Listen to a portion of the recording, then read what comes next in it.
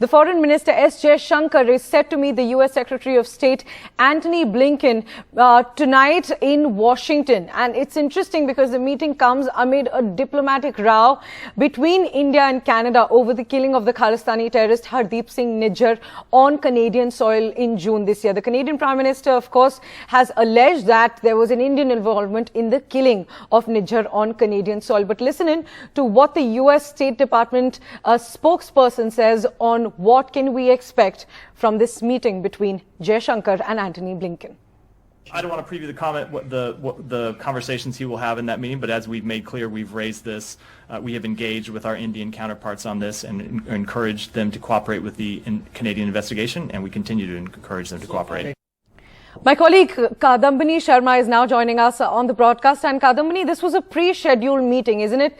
And this is not something that has been decided after the India-Canada row escalated. Along with that, also tell us that till now, the US's stand has been rather inclined to the Canadian side, and they've asked India to cooperate with the allegations. We also saw the US ambassador to Canada saying that they had Five Eyes intelligence. So amid all this backdrop, this meeting becomes extremely interesting. Well, yes, it was a pre-scheduled meeting, and usually when the EM visits UNGA meet or he's in Washington, he would meet his counterpart. That is how it works. So it has become more important, of course, in the context of India-Canada row, and it is expected that both the leaders would be talking about this controversy.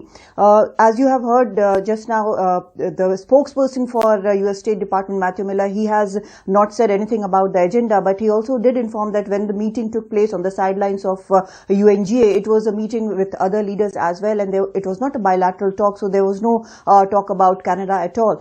But this situation which has been created, it has also put US in a difficult position where it has to draw a fine line, because Canada is its neighbor, it's a traditional ally, whereas India has been increasingly becoming a close partner, and now it is always addressed as a close partner in many ways. India is also looked at by US and West as a counterweight to China, so this is also something which US would not want to jeopardize.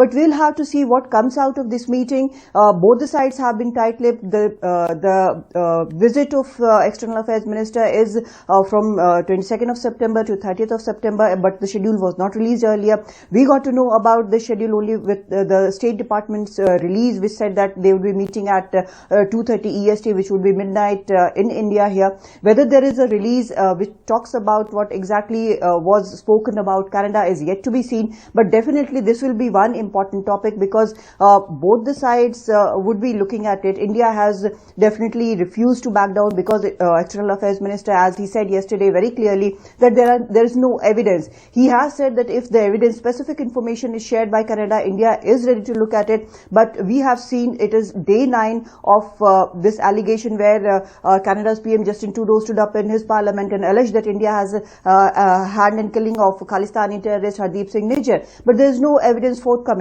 Now there is a talk of Five Eyes alliance and information which was shared. But where is that information and where is the evidence? There is no specific information. India has been saying that since day 1, and even the External Affairs Minister has said the same thing, and there is still no sign of any evidence coming. So let's see what comes out of this meeting, whether it is shared with the media. As far as we know, there is not going to be any question answer session, but we'll have to wait for the readouts if there are any.